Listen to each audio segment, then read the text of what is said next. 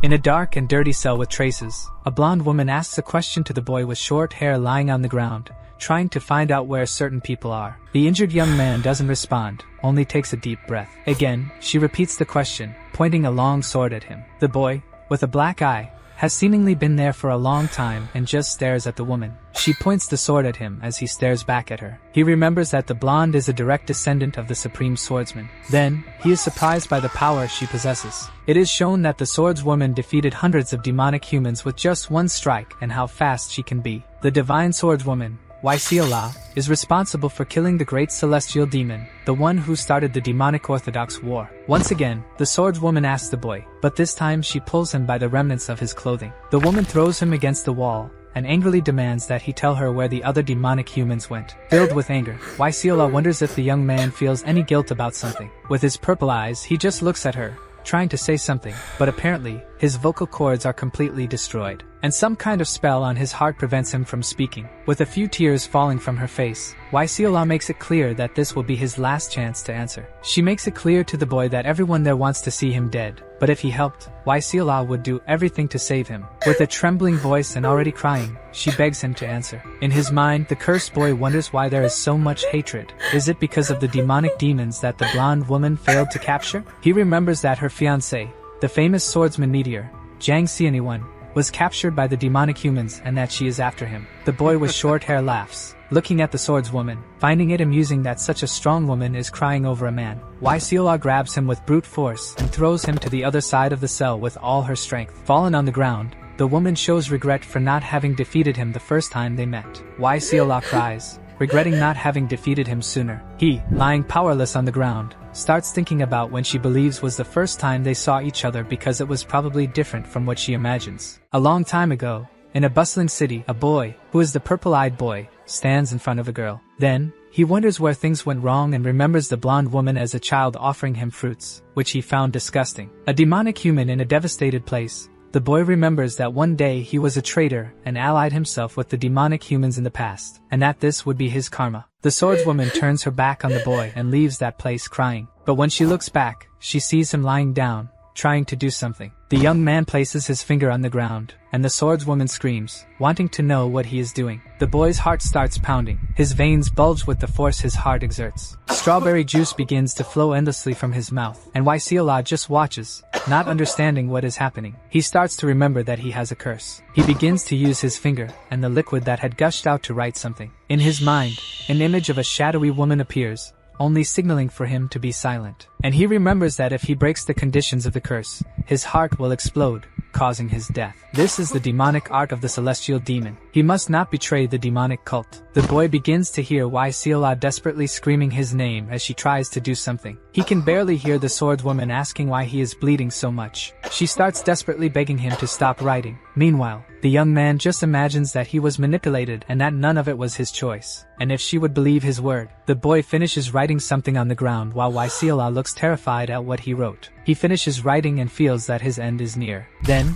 he begins to writhe in pain as his heart beats violently. Yangchun, with his heart on the verge of exploding and at the end of his life, wonders why he followed the path of the demonic humans. And one last memory comes to his mind. A night in a dark alley with a woman wearing a red dress. The woman in the red dress extends her arm to Yangchun, placing her hand on his face as he looks at her. His sister, smiling as she dies, leaves one final message for the boy, asking him to be happy. Wi Seol-ah screams his name desperately, trying to find out if he is alright. In his final glance, Yangchun remembers his regrets and knows that each one of them shaped his life. In another place, a woman is sitting on the ground, surrounded by bones, with a green aura around her. Footsteps approach the woman who is sitting there. A man approaches her and stops right in front of her. The woman recognizes the man before her. She, with a wound on her eyes and smiling, apologizes to the man. The man is the same boy from the cell, and he just looks at the woman in silence, with an empty gaze. Wi Seol-ah cries out his name, trying to keep him alive for a little longer. Yangchun, once again, recalls what he did in his life. On a rainy night, a woman extends her hand to Yangchun and asks if he is crying. He replies by saying no, that it's just the rain. The white-haired woman,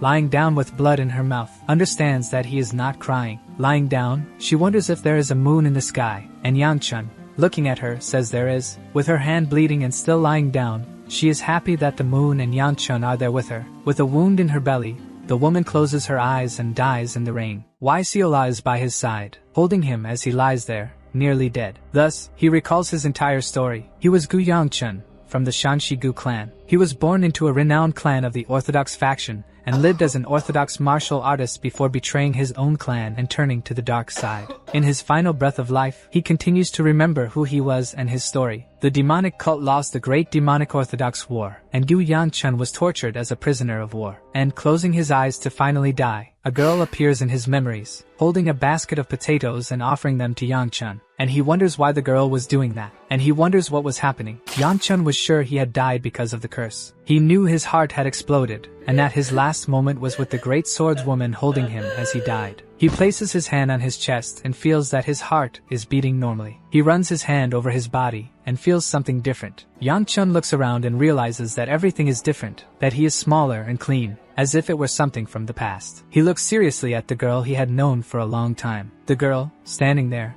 watches him without understanding what is happening, offering a potato to Yangchun. As he wonders what he said to the little girl, she holds the potato. He remembers that, in the past, he slapped the girl's hand, and the potato fell from her hand. The girl, scared, doesn't understand why that boy did that to her. With the potato already on the ground, Yangchun stomps on it with all his strength, and the girl in yellow is startled, not understanding why he is doing that. Yangchun, filled with anger in the past, looks at the girl and asks what she was doing in his way, offering that potato. He now, in the present, wonders why he did that to that little girl. He stops and thinks that this was probably a dream of his regrets. Then, Yangchun picks up the potato, and the girl feels embarrassed because she thought he didn't like potatoes. Yangchun looks at the girl, smiling, and thanks her for the potato. He takes a big bite of the potato. As soon as he puts the potato in his mouth, he immediately spits it out because it was too hot, while the girl watches him. The girl starts laughing at Yangchun because his face turned red after eating the scalding potato. While Yangchun sticks out his tongue to ease the pain,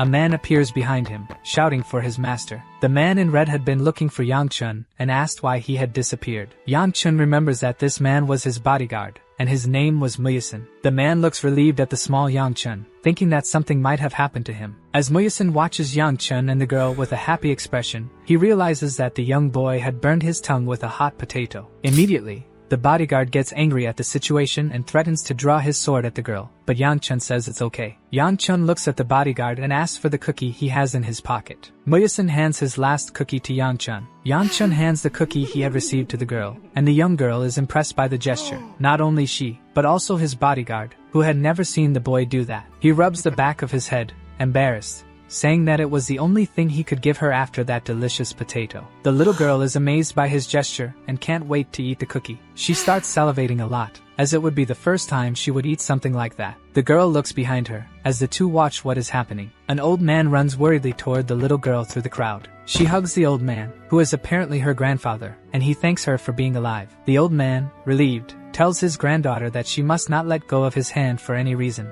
The girl, relieved, smiles at her grandfather, happy that she managed to get the potatoes. The grandfather asks if anything happened to the young girl and begins examining her to see if she has any injuries. Suddenly, Yangchun, with a startled expression, seems to recognize who that old man with the little girl in the yellow dress is. The girl in the yellow dress points to Yangchun, making it clear to her grandfather that she had given one of her potatoes to him. The grandfather looks at him. The old man seems to recognize who he is. He then grabs her hand firmly and starts pulling her to his side. Soon, he bends down and begins to bow to Yangchun, apologizing and saying that his granddaughter had made a great mistake. Yangchun reassures the old man, saying he was very grateful for his granddaughter's kindness. He clasps his hands in a gesture of respect to the elder, thanking him for the potatoes, which had been of great help, and he continues to offer the cookie as a form of gratitude. The elder looks at the cookie with a worried expression, not responding to Yangchun. When the elder begins to speak, his granddaughter interrupts him desperately, saying she accepts the cookie. Soon, she stretches out her arm to grab the cookie eagerly. Before she could even grab the cookie, her grandfather holds her by the waist and runs off with the girl in his arms, while she cries for the cookie. As the old man runs, Yangchun shouts for him to wait, but the elder looks back, very scared of what might happen to his granddaughter. Yangchun manages to catch up with them and hands the small girl the cookie she so desperately wanted. The girl looks at the cookie with great joy, but her grandfather remains worried about what's happening. While the elder observes the two, he wonders who that child was who gave the cookie to his granddaughter. Looking at the boy, the elder starts thinking that his granddaughter had met an important person. So, he bows again while his granddaughter says goodbye to Yangchun. Soon after, they leave. Yangchun and his bodyguard watch the two with happy expressions. Suddenly, Yangchun begins to feel discomfort in his head, and Muyasin notices that something strange is happening to his master. He starts to remember something about that old man. The elder, surrounded by people bowing to him at his altar, is the same man who recently held the position of leader of the Murim Alliance. And that elder was one of the 3 supreme leaders of that sect. Along with 2 others, the elder was considered one of the strongest in Murim. Yangchun remembered the old man in his mind and knew that he was the Grand Supreme Sword and grandfather of the girl named Wi Seol-ah, and the elder's name was Wi Hyagun. Looking at the Grand Supreme Sword, Yangchun wondered why he was in a place like that. Even knowing this could be a dream, he watches the Grand Supreme Sword scolding his granddaughter, thankful that she was alive after the situation. When he looks at the young girl ahead, he notices that she is raising her hand to him,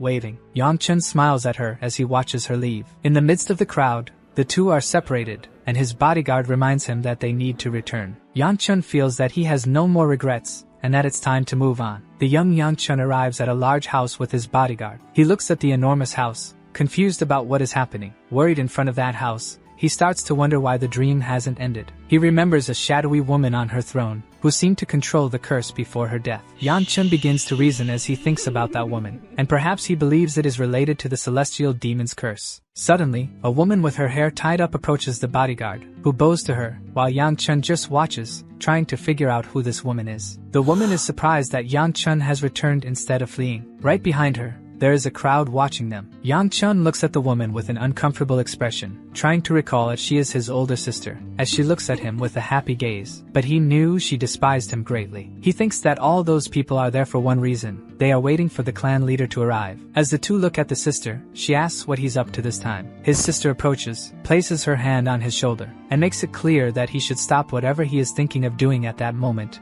and leave. Yangchun quickly removes her hand from his shoulder, while the bodyguard looks frightened at the two and says he should be there only because it was ordered. Yangchun then looks at his sister, apologizing for what happened and saying that he will also apologize to the clan leader. The sister glares furiously at Yangchun, while his bodyguard watches, not understanding why he would do that. His sister, enraged, yells his name. A massive red energy bursts from her body. With such energy, she creates a hole in the ground and starts walking toward her brother. Everyone around, frightened, seems to know what's about to happen. With a look of hatred, the girl wonders what her brother is planning and warns that if he doesn't stop, she will get very angry. Cursing her brother, Yangchun pleads for his sister to calm down. He notices that his father, the clan leader, is approaching. A horse looks toward the house and keeps trotting. Thus, a towering man arrives on his strong horse. The clan leader looks at his children with a sovereign gaze and asks why there is so much confusion. Everyone there immediately bows to the clan leader. The clan leader simply looks silently at everyone, especially his children. The young Yangchun looks at the clan leader, frightened, waiting for him to say something. He just keeps staring at his son with an austere expression. The leader glances to the side and calls his minister. Dismounting from his horse, he asks the minister if a unit of swordsmen is being prepared now, and soon the minister responds that the 4th unit is ready. Turning his back to his children, the leader orders the minister to have the 4th unit meet him. Yangchun, still wondering if this is a dream, notices that his father's presence is more powerful than ever. Looking back, the clan leader calls the young Yangchun to his room as soon as he finishes eating. Yangchun is startled by the command and asks Muyasin if he has any medicine for indigestion. At night, in a large house with the lights on, in a room with many dining tables and servants serving dinner, Yangchun, with dinner in front of him, remembers that the setting and food are still the same as always. Still anxious about his father's request, Yangchun can't eat properly. He feels uncomfortable about being called separately, and imagines it would be nice if someone could change the dining room atmosphere. The clan leader calls his second daughter, Yangchun's sister, and asks her about her achievements in martial arts. The second daughter is happy with her father's recognition and confirms her accomplishment, stating she has become a 3-star martial artist. She gratefully thanks him when her father says that she is advanced for her age and should continue that way. Yangchun is impressed by the fact that his sister is already a 3-star at such a young age and thinks it's a gift, while the leader instructs her to sit and return to her meal. The young boy notices his sister's smile and realizes how beautiful she looks when she smiles, but regrets thinking that as soon as she removes the smile from her face. The leader calls Yangchun, and he is startled. He says he heard that the boy went out into the streets, and Yangchun defends himself by saying that he had something to do. Then his father says nothing but murmurs and gets up from the table in the middle of dinner, telling the children to finish their meal because he will be leaving soon. Yangchun doesn't understand, as he thought the man was going to say something more to him. The boy thinks about how the leader wanted to see him after the meal and imagines that he will talk about it before he leaves. A servant approaches Yangchun and whispers in his ear that the leader asked him to rest that night so he could go to his room the next day, which left the child even more confused. He wonders about the reason for this change. At the window of his room at night, Yangchun becomes thoughtful. He thinks that this isn't a dream, as he hasn't woken up yet, and wonders if what's happening is the regression he's heard about. The boy raises his hand and punches the window ledge. He imagines that all of this might mean he'll be able to kill the celestial demon first, but then quickly dismisses it as a ridiculous thought that could be discarded in an instant. He envisions himself on a mountain, exuding a purple aura, and remembers that the celestial demon killed the three supremes, who stand above the heavens, and that he couldn't defeat him. With an image of his adult self in his mind, he reflects on his past life, when he was a condemned demonic human living under the celestial demon's rule just to survive. He realizes he has many regrets. Imagining his hand covered in blood, he understands that his past life, full of regrets, helped him to realize many things. With the image of blood dripping from his hand, he thinks that if he has truly been reborn, he wants to live a different life. Yangchun decides to choose a peaceful life while he still can, since Wi Seol-ah will kill the celestial demon. And with that, the demonic cult will disappear. With anger and determination, he decides he cannot miss this chance to change his life and that he won't repeat the same mistakes he made before. So, Yangchun decides to take action. With courage, he releases all his strength from his body, forming a yellowish sphere of fire. In the end, he feels frustrated with the amount of power he managed to gather. Even searching for strength throughout his body, that small sphere was all he could find. With the image of his sister in his mind, he realizes how pathetic his inner energy is compared to hers, who, despite being only a year older, is already a 3-star. Although he knows there's not much he can do about it, with his eyes closed and focused, Yangchun trains the cultivation technique that is passed down only to the Gu clan lineage. This art, called the Gu wheel, he practices carefully with his eyes closed, holding the energy sphere in his hands. His plan is to cultivate energy slowly, like a flower, so that when he becomes a 4-star, he will be able to emit inner energy, imagining his sister and his father. And when he becomes a 7-star, he intends to be able to envelop that energy around his body. Comparing himself to his sister, disappointed, he realizes that, for now, he's still only a 1-star. Frustrated and with sweat dripping down his face, his current plan is to gather inner energy as quickly as possible to become a 2-star. Still training with concentration, he rejects the possibility of living by using borrowed power from demonic humans. Determined to live differently from his past life, his body begins to emit inner energy. He remains highly focused on his training, trying to expand his strength with the energy sphere in his hands. He notices a problem with his attempt. The energy dissipates suddenly, and he looks surprised. Yangchun lies down on the ground, exhausted, and realizes that if he tries more, he could end up dying. He sighs, tired, and thinks that with his current abilities, it's not easy to use inner energy, and that if he continues, he might suffer an energy divergence. With a smile on his face, he is satisfied because, despite everything, he managed to achieve results. In his mind, he imagines the energy sphere surrounded by fire. The boy excitedly declares that he's become a 2-star and that he will keep going. Seen from outside his window, with sparks flying from his hand, he declares, 1 step at a time. He assures himself that,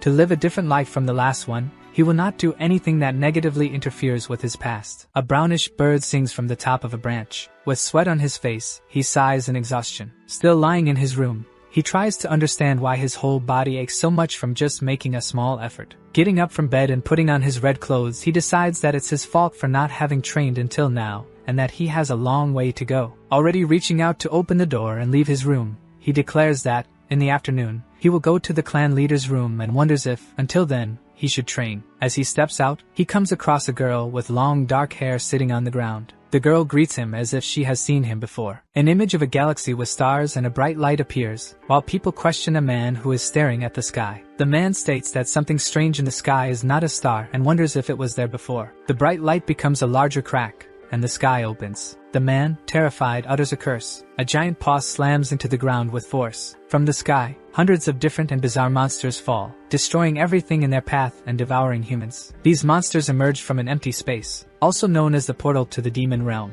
Injured men, surrounded by dead creatures and gathered to form a single group capable of fighting against these monsters, were known as sword units. Each sect needed a sword unit, and some fighters in red clothing were examples from the Gu clan, which had 5 sword units. The eldest sister of the Gu clan, Gu Weibai, was the commander of the 5th unit. A memory where Gu Weibai has her hand stretched over Yangchun's head and a sword in the other shows that the boy spent half of his life under her command. Another memory of his older sister dragging him by his hair shows how Yangchun formerly met Wi Seol-ah. Looking at the girl from the potato incident, he remembers that this meeting should have happened 6 months after the first. But now Yangchun looks at the girl on the ground, outside his room, in a yellow outfit, greeting him. He just watches her, motionless, without saying anything. He turns his back to the girl, going back into his room, thinking that he didn't sleep much the night before and must be seeing things, while the girl remains on the ground. She then suddenly grabs the back of his clothes, asking him to wait. He stops before entering and turns to look at her. Still sitting on the ground,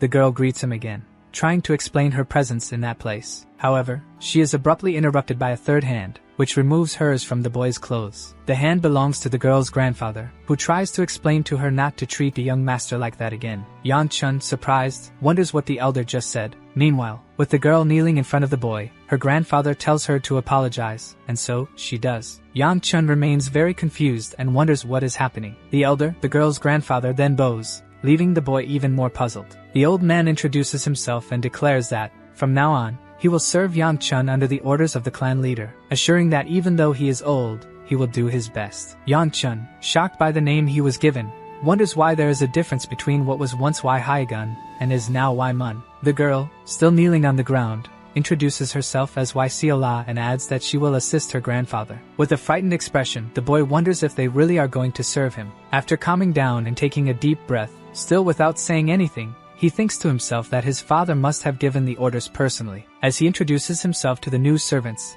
Yangchun reflects that he has already started this life on the wrong foot. Someone sweeps the floor with a straw broom. Yangchun, sitting on the ground with a bored expression, asks this person if the broom is real. The old elder stops what he's doing, looks back at the boy, smiles, and nods affirmatively. Yangchun, frustrated, questions whether the situation is right. Anxious, he looks to his side and sees a pile of clothes. Seol-ah walks while struggling to carry the pile of clothes between two other servants, who warn her about the danger of carrying all the clothes without help. Even with difficulty, and with the servants insisting on helping, Seol-ah persists in carrying everything alone. Suddenly, not seeing a stone in her path, the girl trips and drops everything she was carrying. She falls headfirst to the ground and groans in pain, with clothes flying around her. From afar, the old man and the boy watch Seol-ah's fall, while she remains lying down, and a bucket falls in her direction. The bucket hits her head, and everyone watching feels embarrassed. The girl groans in frustration again. Yangchun wonders, while watching the scene of the girl being helped up by the servants,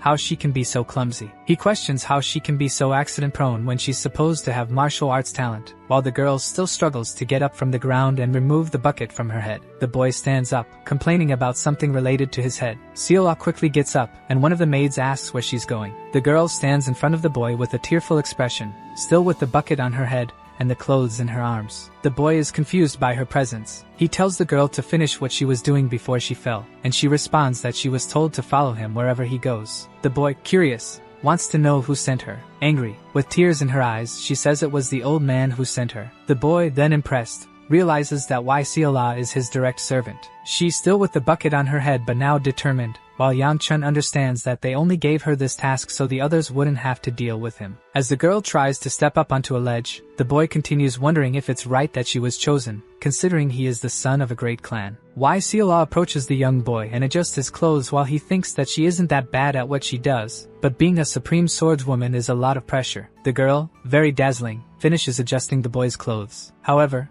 the outfit ends up all crooked and messy. Frustrated, he fixes his clothes and wonders if his father really knows the servants he hired, while the girl looks disappointed with the result. Putting on his shoes, he remembers that he needs to go to his father's room to learn more about the servants. From a higher view of the courtyard, the boy walks with the girl following him, and he wonders what's going on. The girl runs after him, asking him to wait. Yangchun turns and orders the girl to stay where she is and finish her tasks before following him. The girl looks down sadly, with tears in her eyes, and just nods. The grandfather observes the entire scene from a distance, without saying a word. Yangchun just looks at the girl. He turns and leaves, and when he looks back, he reiterates that the girl should finish learning how to do her job. The girl just stays where she is, looking down with a crying expression. Before leaving, already outside the gate, the boy calls her. He promises to bring her a treat if she does her best at work. He closes the door and leaves. The girl, who was previously sad, now becomes extremely excited. The grandfather just watches the happy girl, knowing she will get a treat. With a sunny sky outside,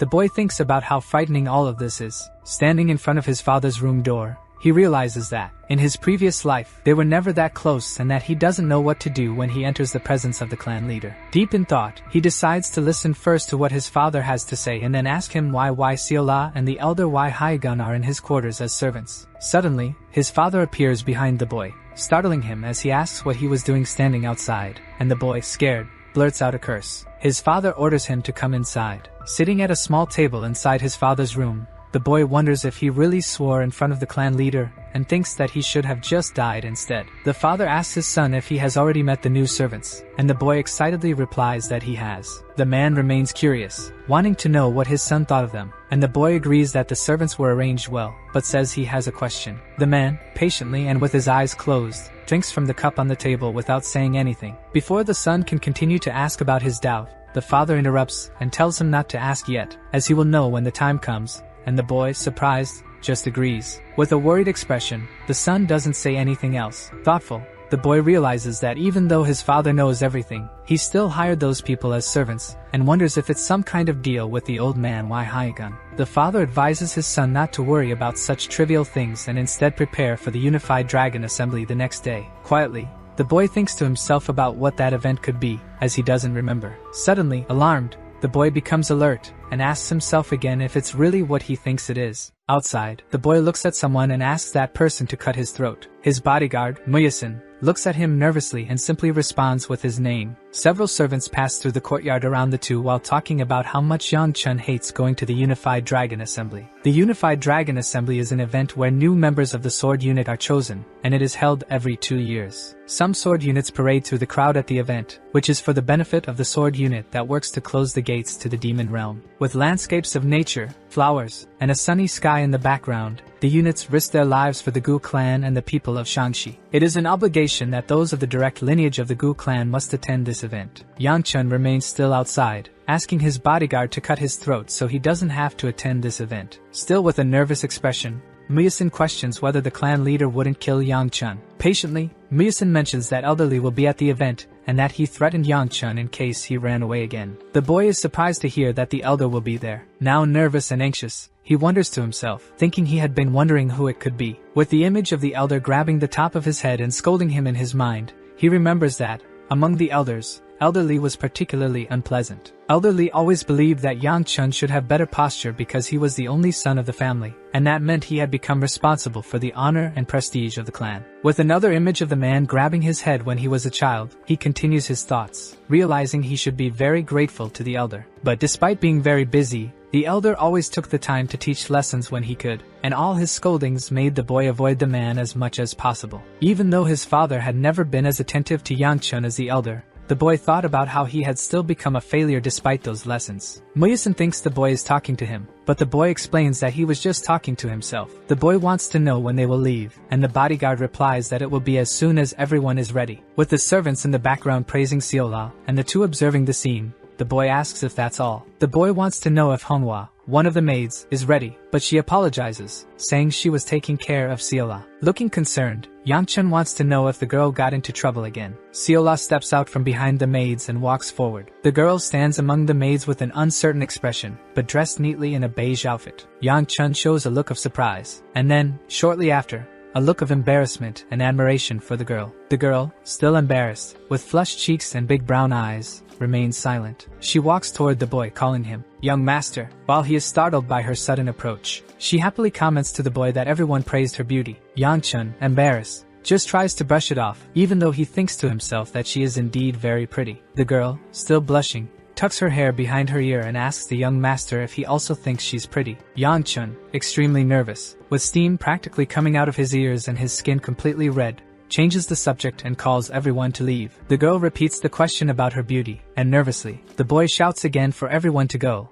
leaving the girl disappointed. Wheels spinning fast. Seol-ah, with half her body out of the carriage, with a joyful expression, exclaims how fun and fast it is. Manhwa, sitting, looks at Seol-ah and, curious, asks if it's her first time riding in a carriage, to which the girl replies that she thought horses were meant for eating, not running. Yangchun, with his head out of the carriage, asks Muyasin where the assembly is taking place, and the bodyguard, outside the carriage, replies that it's in a commercial district. Muyusin advises Yangchun to sleep, since the trip will take 4 hours, and Yangchun thinks that's a good idea, as he didn't sleep well the previous night due to training. As he thinks about his lack of sleep, his thoughts are interrupted by Seol-ah's shouts defending the taste of horse meat. Yangchun then turns, extremely angry, as Seol-ah continues to shout, trying to describe the taste of horse meat. Yangchun, super irritated, stuffs food into her mouth and orders her to eat and be quiet. The girl then takes the food and eats silently. Yangchun lies down to sleep, while Manhwa, sitting, watches Seol-ah eat the food like a little piglet. With one eye half open, the young master lying down thinks about finally getting some sleep in the silence of the carriage. Black screen. In a blurry view, Seol-ah appears calling for the young master, as he wakes up and tells her that he has no more cookies to give her. With his vision still blurry, the girl, saddened by the news about the cookies, shows that she understands, and a voice in the background asks if she has already informed him that they've arrived. Yangchun stands up in surprise, with a tired expression, realizing that they've arrived. The boy sticks his head out with a look of boredom. Outside the carriage, Yangchun, along with Muyusin and Manhwa, observes the city illuminated by yellow lights and families strolling around at night. The young man stretches and notices that there are a lot of people in the city because of the festival, while Seol-ah gets distracted by something that smells really good. Someone mentions that Yangchun must be tired from the long journey, and he looks surprised at the person. A fat man wearing a hat introduces himself as Chun Ishil, vice merchant chief of the Celestial Exchange, and declares it an honor to meet the rising star of the Gu clan. Yangchun, with his hands clasped in greeting and a smile on his face, introduces himself to the man and also says it's a pleasure to meet him. Chun Ishil claims that the first day in the city went smoothly thanks to Elder Lee and Miss Gu,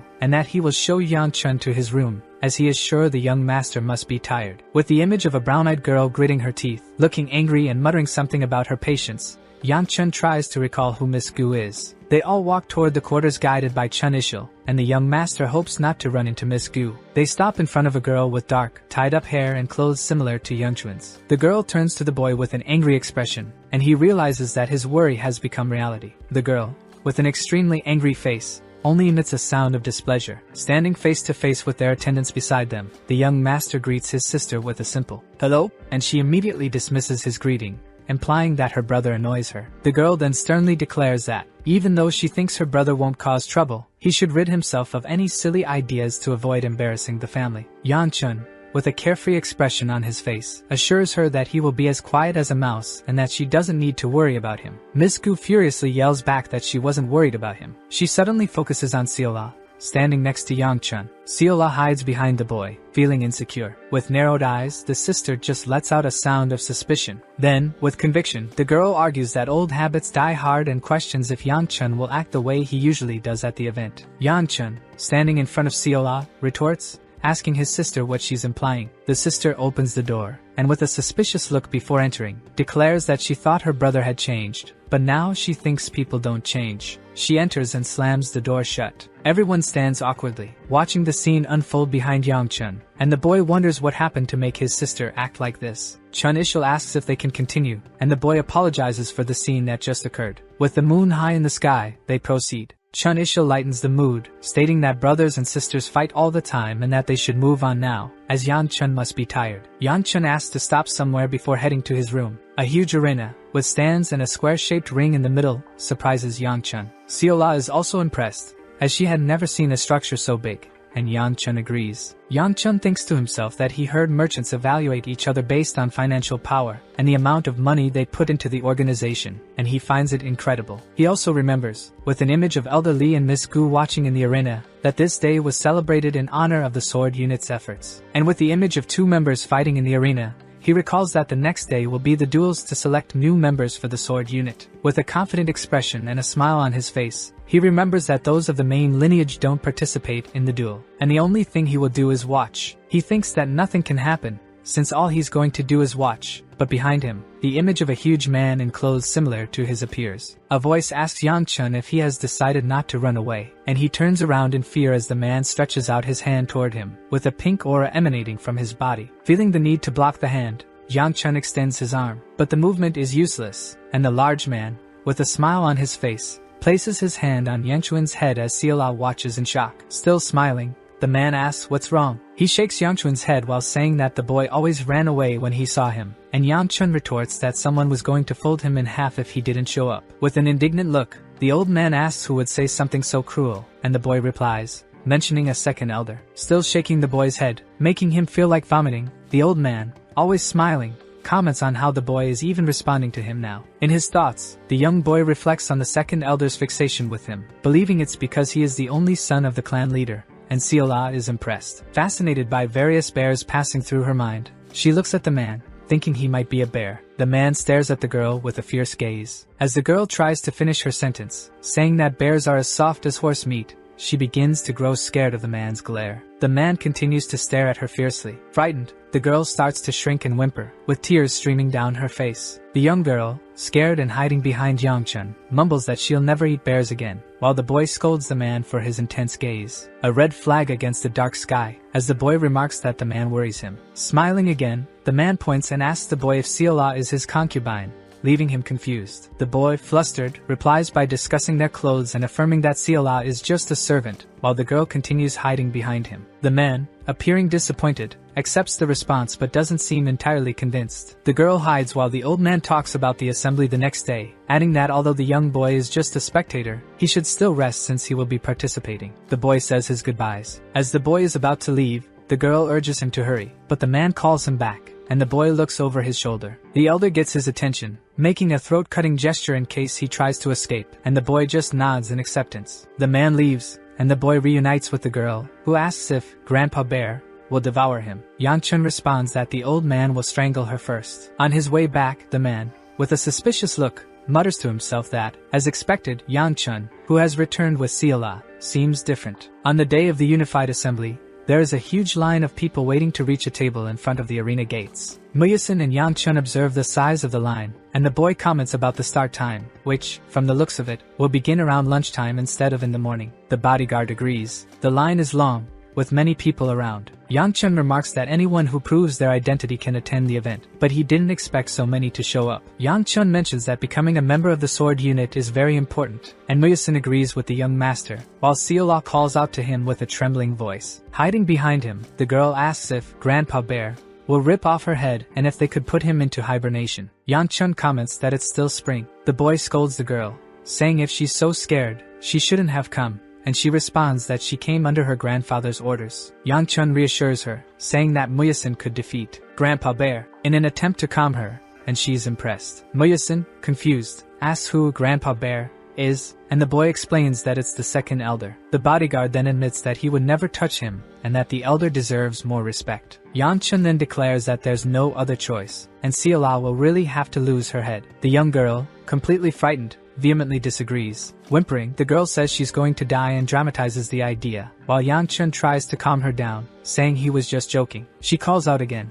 saying they're going to behead her, and that she's going to die. Yangchun reaffirms, with an ironic expression, that he was only joking. Seol-ah then continues her rant, pointing to a cart selling dumplings, claiming that ghosts who die with full stomachs are prettier. Yangchun sighs. Muyasin comments that he treats his servant well, and Yangchun asks who he's talking about. The guard explains while she drools over the dumplings on the cart. Yangchun, suspicious, asks if the bodyguard didn't see the way she was begging for a dumpling, while he thinks about how he doesn't know how to act because of his past life. He remarks that Seol-ah doesn't seem to know her role as a servant, and the bodyguard, smiling, accuses him of buying a dumpling for her. Yangchun tries to say something in his defense but falls silent, having no excuse. Frustrated, he thinks while Muyasin observes him with a smile. The bodyguard says that Yangchun is different from the rumors and that it's best not to believe everything, as he still has much to learn. The boy comments that he's overreacting over a few dumplings. Suspicious, the boy asks about the rumors and how long Muyasin has been his guard. The guard replies, confused, that it's been about 2 weeks. In his thoughts, Yangchun reflects that the guard must have been assigned right after he returned, and he wonders who else there might be fortunate, when suddenly he hears someone shout for a young lady. In a moment of shock,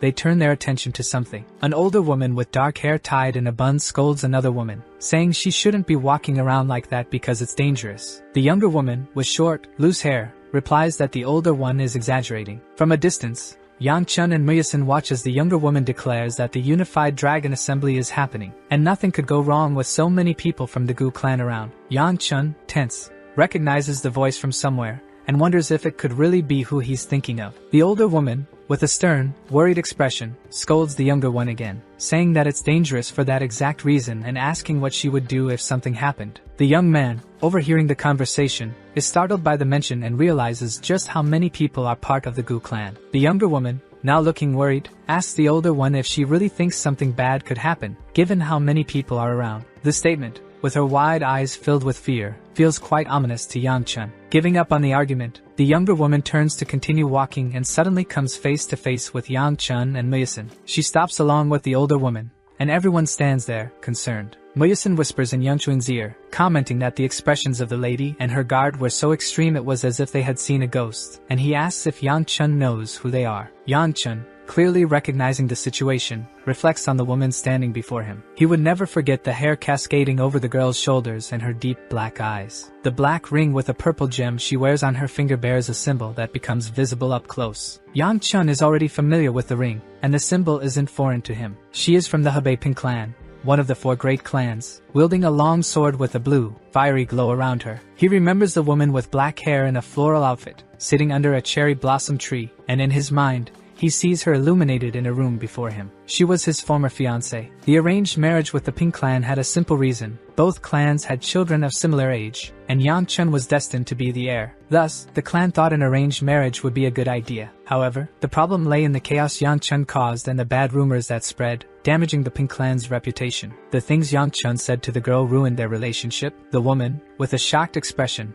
asks Yangchun a question. He asks what she's doing there, and the girl explains that she has some business to attend to and owes no explanation for her actions. The boy simply accepts her answer. She becomes agitated, shouting and demanding an explanation for Yangchun's rudeness, pointing out that she's a year older than him. Yangchun, with a calm and ironic tone, responds that he forgot and asks if everything is fine now. A little farther away, Yangchun spots Seol-ah holding cakes and orders her to come back. Seol-ah, happy, returns to Yangchun's side, and he wishes his former fiancée a pleasant stay. They begin to walk away, and Yangchun says he's too busy to stay any longer. His former fiancée remains where she stood, glaring angrily without saying a word. As they walk, the woman reflects on the encounter, watching Seol-ah and wondering if she is a servant, and if Yangchun has changed with her by his side. The image of Yangchun calling the girl a concubine's daughter disturbs her. She grabs Yangchun's clothes tightly, her face filled with malicious fury, a purple aura surrounding her, and demands that he repeat what he just said. Yangchun, with an ironic smile, confirms that he wasn't mistaken, and she punches him hard in the face. Her guard watches in shock as the woman vents her frustrations, saying that she was prepared to endure everything, even an arranged marriage, and that despite the terrible rumors about Yangchun, she was willing to stay with him for the sake of the Pink clan. The guard tries to calm her down, but the woman pulls her hand away and continues stomping next to Yangchun's head, now on the ground. With violent rage and purple lights swirling around her, she lifts a chair above her head and declares that the marriage be damned. She curses him and calls him a dead man. Loud noises come from inside the house as the girl remains standing and thoughtful, recalling the memory and imagining that nothing has changed since then. She watches the scene as Yangchun asks Seol-ah if she needs help with the dumplings, takes a few, and insists that Muyasin not help and focus on his duties as a guard. She watches anxiously, with a sad expression. Observing him, she notices that something is different about him, that something has changed. Regretting thinking this, she places her hand on her forehead, eyes closed, and imagines that he might just be in a good mood that day and that it's impossible for him to change. When she opens her eyes and sees the 3 of them walking away, she wonders if maybe, just maybe, he has changed. Suddenly, they hear screams nearby and are startled. Yangchun complains that he's been getting too many scares. Muyasin asks if the young master is okay, and he replies yes, while Seol-ah asks if the dumplings are safe. They see a man talking to someone,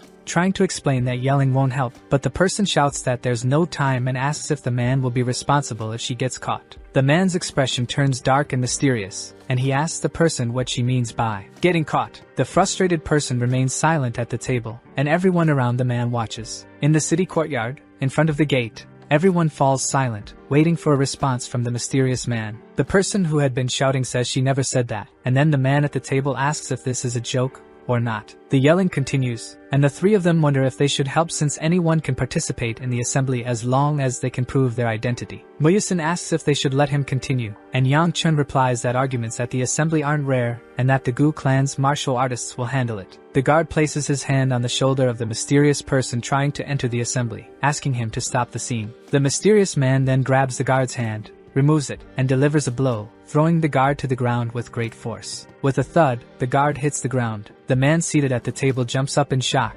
asking what the man thinks he's doing. The mysterious man, with purple eyes, who knocked down the clan guard, then stands up and looks at the man at the table, saying that he believes he has proven his ability. The man asks if he can now participate in the assembly, and the man at the table replies no, after knocking the guard to the ground, and the yelling continues in a long argument. Meanwhile, the three of them continue watching in silence. Muyasin asks again if, after all that, they should intervene, while Seol-ah is impressed, commenting on the scene of the guard lying on the ground. Yangchun turns and walks in the opposite direction, calling the others to follow him, while Muyasin asks if they're really going to leave the guard lying on the ground. Yangchun, already irritated and sweating from anger, says he has no intention of getting involved and that he wants to enter the arena. The man at the table shouts at the mysterious man, saying he can have things his way and that they have their own rules that don't allow him to enter without proper identification. The mysterious man keeps trying, asking if his abilities aren't enough to grant him entry into the arena, while the man at the table declares that this is an even bigger problem. The mysterious young man, now agitated, shouts that the man at the table is disrespecting the young leader of the Peng clan, while everyone around stops, surprised, and listens to the scene.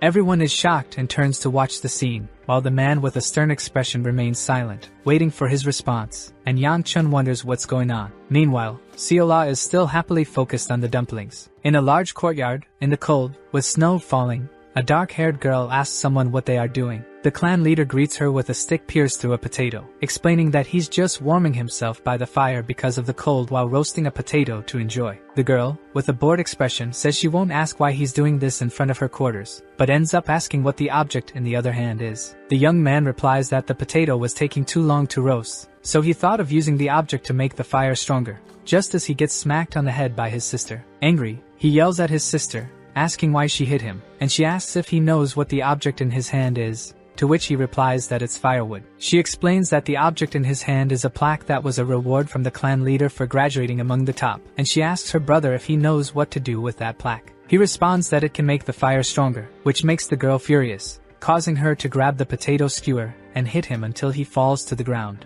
The girl then looks him up and down, and advises him to behave more like a successor, leaving her brother speechless. With a sad expression, the brother reflects on his role as a successor. The sister looks him over without saying anything. As he sits silently in front of the fire with his sister watching him, she says that it's hard to tell what he's thinking, but that he's talented because he's the successor, and yet he still seems dissatisfied. The brother laughs and says he didn't even come close. Looking up at the sky with snow falling on his face, he says that all he wants is to leave that place. The sister, holding her brother's roasted potato, asks why he doesn't leave and come back. The brother, startled, sighs. A crumpled white paper with the words, "I'm stepping out for a bit." Hands crumple the paper. The girl holds the paper, furious at her brother, looking down and complaining that he thinks 4 months is nothing, while her guard calls out to her. The guard whispers in the lady's ear, who displays a purple aura and a face of anger, informing her that the beggar's sect has news, and the sister replies that she will finally find her brother. The lady's guard whispers the name of the city where the brother is,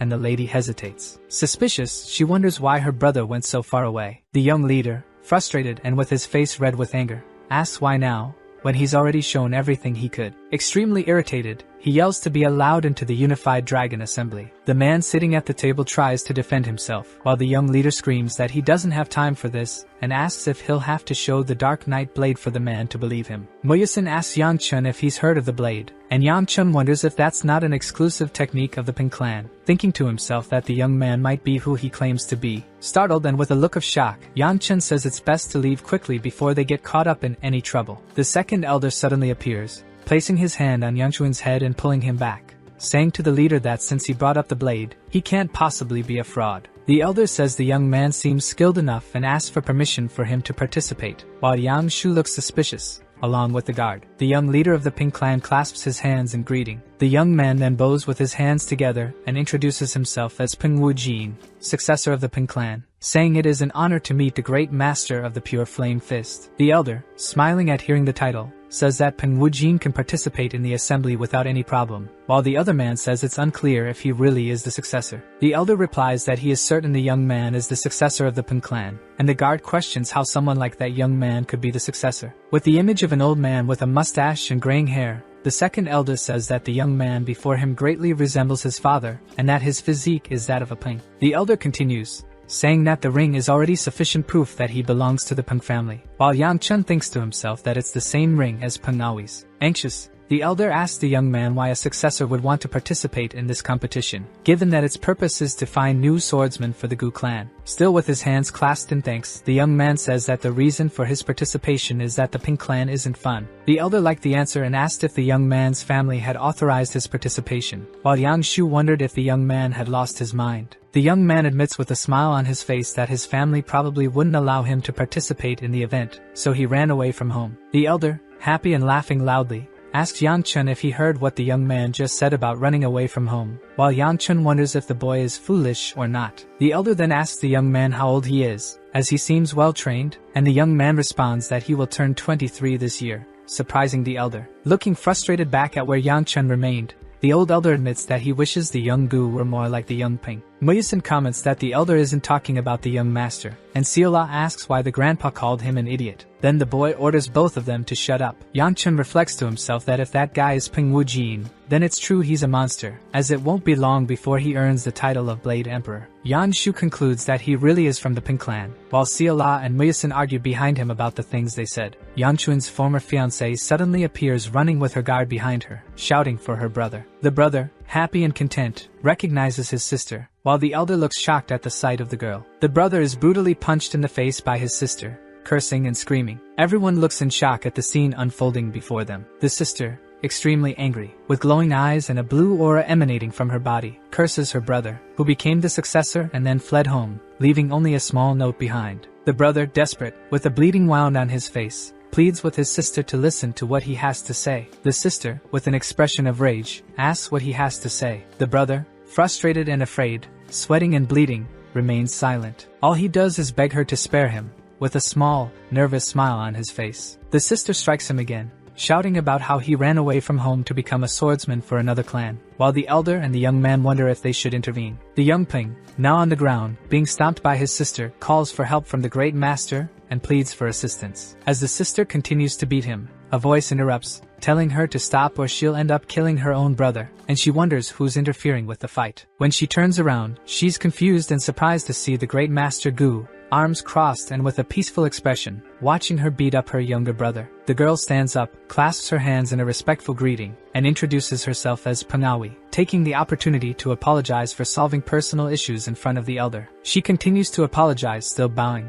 while her brother stands up from the ground, and she promises to find a way to make it up since they are leaving now. The brother says he's not leaving, and the sister, furious, glares at him, shouting and asking if he's joking with her, and if she didn't hit him enough. With a peaceful expression, the brother simply asks his sister if she thinks he's joking. The sister, with sadness in her eyes and watching her brother's face, remains silent. As he stands up, his sister asks why he doesn't want to return, and he responds that the Pink clan isn't fun and that the other clans are probably more enjoyable. The sister, with kindness, places her hand on his shoulder and asks him to please mature, as he is the successor. The successor explains that's exactly why he wants to have fun before becoming the clan leader, because the only way to escape this fate is by dying, and he doesn't intend for that to happen. He admits that he doesn't want to be the clan leader, and that, aside from him and his sister, the others are just beasts using the clan's name. He places his hand over his sister's and says that one day he will become the leader, because he can't leave that burden to her, and that's why, even though he doesn't want to, he accepted being the successor. Yangchun, watching,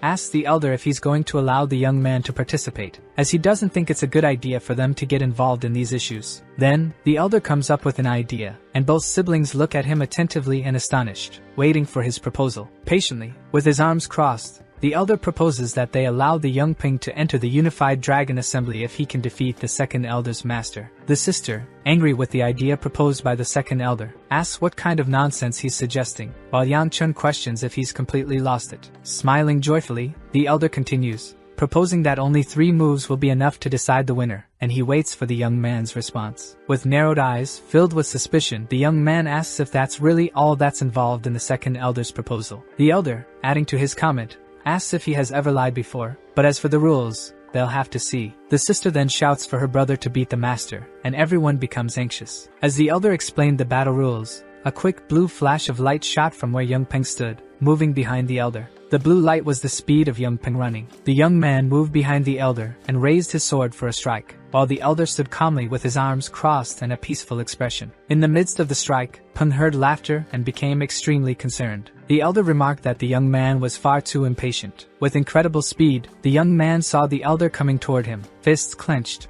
ready to strike. On a night illuminated by a full moon, with stars and yellow lights from the city, the arena was full, with two people at the center about to begin combat. In the middle of the arena stood two stars who would lead the future of the Gu clan. One was Gu Yanxio, the flaming sword, with a shy smile and blushing cheeks, holding a wooden sword. On the other side was Gu Yangchun, the first heir of the Gu clan, with a fearful expression and sweat dripping down his face, wondering why he was in the arena, especially fighting against his sister. Suddenly, back in the battle, the old elder, with rage on his face, veins bulging, and red eyes, delivered a terrifying punch to the young man from the Peng clan. The punch was so strong that it sent the young man spinning and flying to the other side. The impact on the ground was so great that it raised a dense cloud of dust. The elder took a deep breath with a grim expression and then flashed a bright smile, declaring that he had won. Yangchun asked if he couldn't have just dodged, and the elder questioned, "When?" The young leader lay unconscious on the ground, and the elder boasted that he had controlled his strength, so the boy would wake up soon. The elder claimed he wasn't afraid of the Peng clan if they decided to complain. Yangchun defended himself to Peng's sister, saying the idea was entirely the second elder's. The girl declared that it was probably for the best, with no problems regarding her brother. The elder laughed and replied that he had done it for fun,